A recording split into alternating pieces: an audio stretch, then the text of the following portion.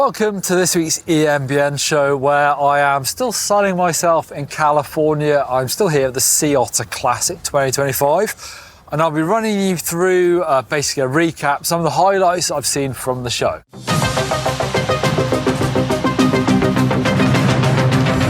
I tried to recruit Owen from EMBN Tech to do the show with me, but he is still very busy. He's a workaholic. He's in the show checking out some of the best mountain bike tech, and those videos will be coming soon as well. Whereas I am here to talk you through sort of my perspective on the show here at the Sea Otter Classic, which is half trade show, half racing, half experience. You can come here and try out bikes. But obviously I've been looking at a lot of the new tech here, and it feels to me like for the first time, the electric mountain bikes are almost taking centre stage here. I've been coming to this show since 2016, I think, on EMBN, and I've seen how it's changed from, you know, it's definitely an off-road show. There's a lot of gravel, there's some road bikes, but there's an awful lot more mountain bikes. But now for the first time ever, it feels like the e-mountain bikes are definitely starting to take centre stage. Obviously, we've had a few really big launches recently. Last week or a couple of weeks ago, the Specialized Gen 4 Turbo Levo came out, and that is big news for Specialized, of course. And it has gone down really well here. Their stand is massive here, as you'd expect from a company that is based just down the road.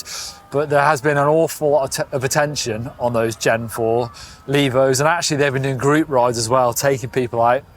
When I spoke to the guys there, they said they had an awful lot of people riding the bike for the first time and buying one as well. It's quite nice to see the industry. It seems to be doing pretty well over here at the very least as well. But it's just an interesting point for me. This is the first time where I've been, and it does feel like, you know, the tide has turned. This time last year I came, and I think I filmed 2 mountain bike tech videos, and I did 1 e-mountain bike tech video, and that's probably the right ratio. Whereas this year, you know, we filmed 2, as you've probably seen on EMBN, and I feel like we could have done a 3rd one, but we've run out of time, unfortunately. We're here to do the show now. But it's super interesting, and obviously a lot of the talk has been about these new DJI bikes. Hopefully you've seen the video. If you're not, go back a few days and take a look at that. We have the Forbidden bikes. They have got 2 models. So the Druid Core and Druid Lite. The Core is 150mm rear travel, 160 front with an 800 watt hour battery. Whereas the Lite, as you imagine, shorter travel, 150 rear, 140 rear, 150 fork with the 600 watt hour battery. And they've got 3 builds of each bike. And that has definitely taken a lot of the, well, not just us, but a lot of the media's attention here. That and the Uno, so we have the Uno Myth as well, so that's even longer travel, 160mm rear, 170 fork. I think all of them are great looking bikes. I think the Uno has gone down really well, judging from the comments in our videos, but you know, I really like the look of all these bikes. And obviously, DJI has been a big story for the mountain bike world for quite a while now, and it is great to see these sort of longer travel, harder hitting bikes, and also these hardcore brands getting involved, speccing those Avanox drive systems, because we know the numbers that come with that and how they're great to use. So that has had an awful lot of attention, and rightly so here, I think, at the Sea Otter Classic. So I love this event. Sea Otter Classic is one of my favourite trips of the year. If you ever find yourself in this part of the world, I would definitely recommend coming here. Bring yourself a bike as well. There's loads of great riding around here. But it's not all about this place. Funnily enough, you know, it seems like the show is thriving, but actually Santa Cruz aren't here, and they haven't been for a few years as far as I can recall. So they're not actually here showing off their bikes, and they're literally based, 20 or 30 miles up the coast. But there is big news coming out of Santa Cruz, because they have a bike that has just been released. I've got the scoop here because I am still at Sea Otter Classic, but it's actually a couple of days after this event finishes, but obviously before the show goes out. They are releasing a new Bullit. So this is quite interesting. They call this the downhill bike with a built-in chairlift, and it's 170mm travel front and rear, mixed wheel size, and it's the 4-bar linkage suspension layout, which is the same as the Valor. So this is a completely updated Bullit. Also, it's got Bosch. So I think the previous Bullit was a Shimano bike, as far as I can recall. So this is now Bosch CX bike, enclosed down tube with a non-removable 600 watt hour battery. They say this helps them tune the mass into the frame. Interesting, one of quite a few brands actually choosing not the biggest battery, so they're going for sort of the compromise on weight versus battery life, but I don't think that's a bad move. I know I've said this a few times recently on shows. Actually, for a lot of people, probably myself included, that 600 watt hour battery is probably all that we need. It is, of course, compatible with that 250 pound more range extender as well. It's a big slack bike, proper big hitting bike, 63-degree head angle, and also the chainstay length is set to the frame size, so it sizes up as you go. There's 2 flip chips, one for the progression of the rear suspension and the other one for the geometry. You can go 4mm difference on the bottom bracket height and 0.3 on the head angle, so that'd take you down to 62.7. That is mega slack. And they've also got a big range of sizes here, small up to XXL.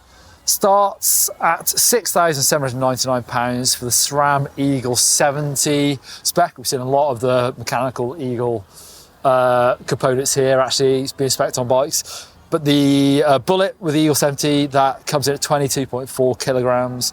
And then it goes up to the top spec one, which is £9,999. Is that too many? 9999, yes. With a SRAM Exo axis, and that is 21.85 kilograms. Righto, let's take a look at this week's cool places, and I've been loving checking out the spots you've been riding. Actually, it's pretty cool here. It looks nice and hot and sunny, but it's actually freezing cold at the moment. Anyway, on to this. This is sent in from Curvaginous. Probably said that completely wrong, but this is in Chios, or Chios. It's an unknown island in the Aegean Sea. Nice beaches, food and history. It's got unusually lots of hills and mountains, and it looks amazing. Is that a giant bike? It's actually quite hard to tell. I need to zoom in, but that looks like a brilliant place to ride. And then we've got Roy Fitz over here. This is above the Mosel River in Rhineland, Germany. It's a hell of a climb on the Mondraker Prime. It looks like it, yeah, look at that. Nice spot to ride a bike. And into your feedback as well, actually, I was looking at the tech videos I've done from the Sea Otter Classic, and SDK says the Uno bike is purely the best looking, most advanced and desirable e-bike I've seen to date. And that had quite a few thumbs up, I think. There's definitely been a lot of that reaction for that bike, definitely. And then Cruz 75 says, love that homemade e-bike. Yes, I spoke to Jack, who showed off his Bafang powered bike that he made. He's an absolute genius by the looks of it, because I looked at the rest of the bikes he's made, and that green high pivot downhill bike was unreal. He's also done a gearbox downhill bike as well, so that guy can build bikes. Yes, look Jack up on Instagram. His brand name is Vessel Bike Project, and he's got loads going on there. On to the next one. Snow Shred for Life says, the new Forbidden is such a nice bike, but almost 12,000 Canadian for the low end version is just ridiculous. Saw some of those comments as well. Rubble Chop says, how concerned are they about the tariffs over there? I bet there was some talk. There was. I've spoken to quite a few brands, and it's definitely a talking point, but actually people were saying they don't know what to make of it. So they're decided on the prices of these things. They said, well, this is it. It may change. So as much as there was some talk, people don't really know what's going on. So for the time being, they can't really do anything about it. So that is obviously moving probably before this video has gone out. Who knows what's happening with tariffs? I know Owen over on EMBN Tech last week, the show topic was that. And people definitely got involved in the comments. So I don't know. We'll see how it plays out, but it may well affect the bike industry. Anyway, on to rosier things. Let's check out the Bike Vault and your bikes. Starting with Chris and the Raymond Trail 160E.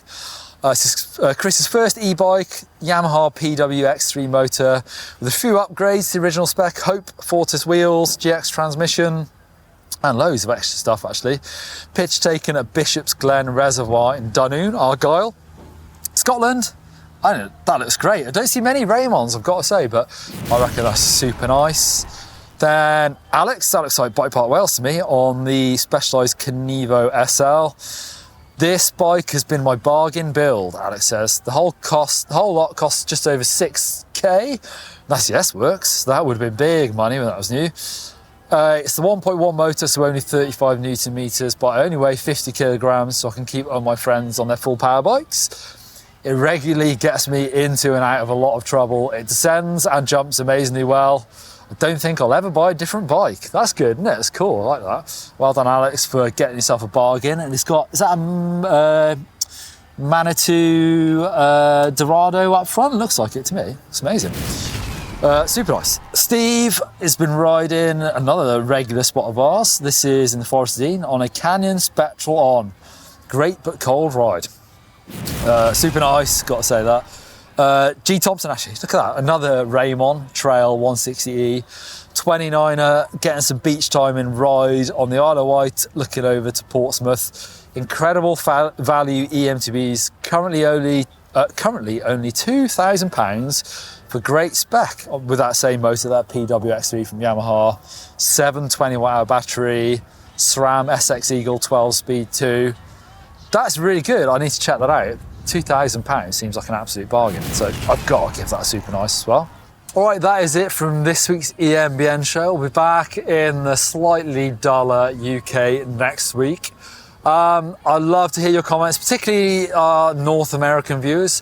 What do you think about e-bikes and the rise of them on the continent? Because I've been going around, I've been speaking to quite a few industry people, and I've actually got a video coming in a few weeks' time where I talk about the growth of e-bikes here and why it's taken maybe a little bit longer than the rest of the world. But jump into comments if you've got an opinion on that. Coming up on the channel at the weekend, Steve has been talking about free riding, talking about how you can do it on e-bikes, you know, what free riding used to be and what it looks like now. So I'm looking forward to that one from Steve at the weekend on Sunday. Thanks for watching. See you next week.